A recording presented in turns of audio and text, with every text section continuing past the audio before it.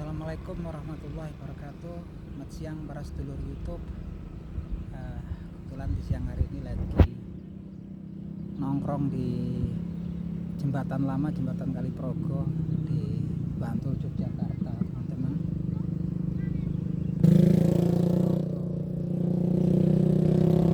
Ramai ya, karena jembatan lama dipakai. Oke, teman-teman. Di siang hari ini saya ingin sedikit bercerita sama teman-teman sebuah kisah yang ada kaitannya dengan ayat suci Al-Quran, dengan firman Allah di Al-Quran, yaitu di surat Ar-Ra'd. Allah Subhanahu wa Ta'ala berfirman, Bismillahirrahmanirrahim, Yusabbihu rabbi bihamdihi wal malaikatu min khifatihi wa yursilu sawa'iqa wa yusibu biha mayyasha wa hum yujadiluna fillah. Jadi arti sebagai berikut, bahwasanya di ayat ini dijelaskan bahwasanya aurat atau guntur itu selalu bertasbih memuji Allah, begitu juga para malaikat karena rasa takutnya kepada Allah Subhanahu wa Ta'ala. Dan kemudian Allah Subhanahu wa Ta'ala juga mengirimkan petir, ya, petir itu dan menimpa pada siapapun yang dia kehendaki, ya. Wahum yujadiluna fi, sedangkan mereka bertengkar, wahum yujadiluna fillah, bertengkar tentang ilah, tentang Tuhan, ya. Jadi berkaitan dengan ayat ini ada dua kisah, ya, dua riwayat yang terjadi, ya, seputaran sebelum ayat ini turun. Yang pertama adalah ketika ada dua orang Arab yang bernama Arkas bin Qais dan Amir bin Atufail yang menemui Rasulullah SAW di Madinah. Si Amir ini kemudian bertanya, ya, Amir bin Atufail ini bertanya pada Rasulullah SAW. Dia bertanya, ya Muhammad, seandainya aku ini masuk Islam, jabatan apa sih yang mau kamu berikan kepada saya? Kemudian Rasulullah SAW menjawab, hakmu adalah seperti haknya kaum muslimin, dan kewajibanmu adalah seperti kewajiban mereka. Kemudian dia berlanjut nanya lagi pada Rasul, ya Muhammad, apakah kalau aku masuk Islam, setelahmu kau akan mengangkat aku menjadi pemimpin umat Islam? Kemudian Rasulullah SAW menjawab, mengenai hal itu bukan urusanmu dan juga bukan urusan kaummu. Dan kemudian karena mungkin kesal, kedua orang ini kemudian keluar meninggalkan Rasulullah SAW. Kemudian mereka berdua ini berunding. Amir Atufail ini kemudian bin Atufail ini kemudian berkata kepada sobatnya si Arkas bin Qais, ya Arkas, nanti kita masuk lagi, kemudian biarlah saya ngajak si Muhammad ini untuk mau berbicara, dan ketika dia lengah maka cabutlah pedangmu dan penggalah lehernya. Mereka sepakat akan membunuh Nabi Muhammad, ya. Kemudian mereka masuk lagi. Kemudian Amir bin Atufail ini bertemu Rasulullah SAW, ya Muhammad, aku ingin berdiskusi, ingin berunding sama kamu. Dan ketika mereka berbicara, Arkas bin Qais ini melihat Nabi Muhammad lengah, Nabi Muhammad SAW lengah, dan kemudian dia berusaha untuk mencabut pedangnya, tapi apa daya ternyata tangannya nggak berdaya, ya, nggak ada tenaga untuk mencabut pedangnya untuk berusaha menebas Nabi Muhammad. Dan kemudian Nabi Muhammad melihat hal tersebut, menoleh melihat hal tersebut, dan kemudian Nabi Muhammad meninggalkan kedua orang tersebut.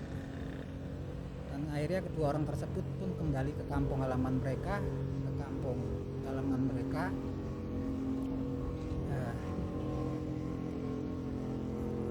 Akhirnya di situ Allah Subhanahu wa Ta'ala mengirimkan petir yang menyambar Arkas bin Qais, hingga orang tersebut meninggal ya. Mereka balik tuh, kampungnya namanya Arokem. Sana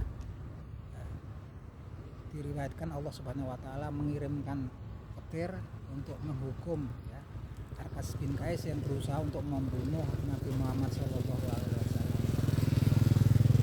Tuh, berkenaan kan itu turunlah ayat di surat Arad ini dari ayat yang 18 ya.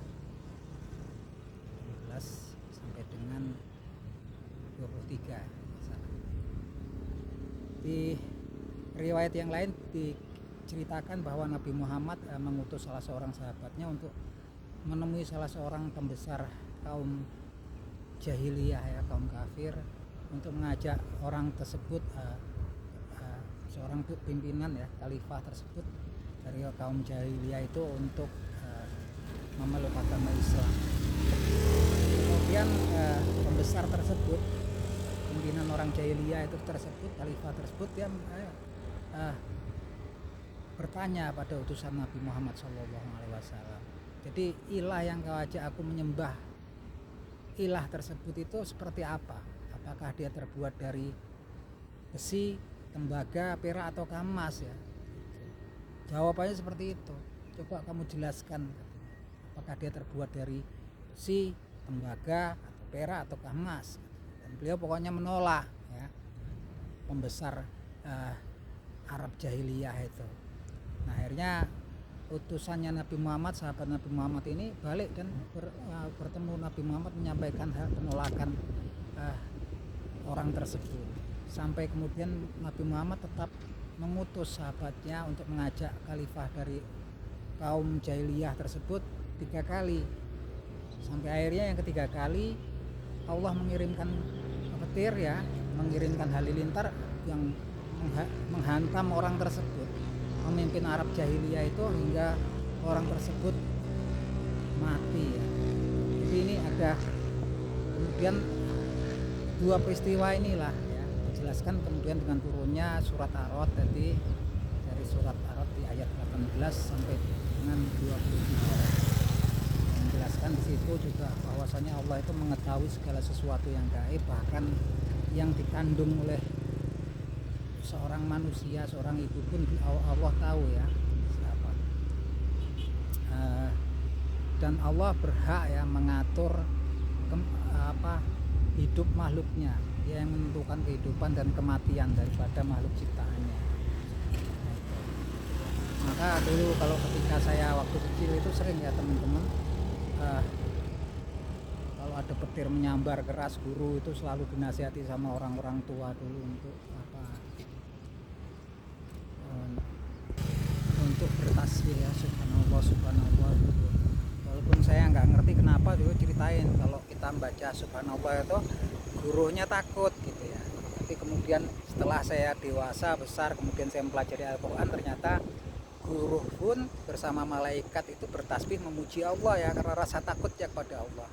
Dan tentunya kalau kita ada petir, kita bertasbih pun mungkin ya sama kondisinya sama mereka ya. Intinya yang mengirimkan petir ataupun guru itu geluduk ataupun petir itu Allah Subhanahu wa taala. Jadi kalau kita takut kepada adanya petir mau menyambar ya, kita bermohonnya perlindungannya kepada Allah Subhanahu wa taala ya, dengan bertasbih. Mungkin dulu pun orang-orang tua maksudnya juga sama, suruh bertasbih, tapi intinya kita permohonan perlindungannya terhadap petir itu yang melindungi Allah Subhanahu wa taala, karena dalam ayat tersebut Allah lah yang berkuasa mengirimkan petir kepada siapapun yang dikehendaki untuk ditimpa petir tersebut ya. Nah, itu sedikit cerita kisah seputaran beberapa kejadian yang terjadi sebelum beberapa ayat suci di Al-Quran itu turun ya. Semoga ini bisa jadi pencerahan ya, itu pencerahan, juga bisa jadi ilmu dan amal ibadah bagi saya dan para teman-teman yang mendengarkan ya cerita singkat saya ini ya, sambil nikmati Kali Progo teman-teman. Oke, itu teman-teman, itu aja sekilas membahas beberapa ayat suci Al-Quran, tafsirnya, kemudian juga asbabun nuzulnya. peristiwa sekitar peristiwa apa yang terjadi di seputaran sebelum ayat itu turun. Oke, itu aja. Semoga bermanfaat teman-teman. Salam seduluran dari saya Agung dari Bantul, Jakarta.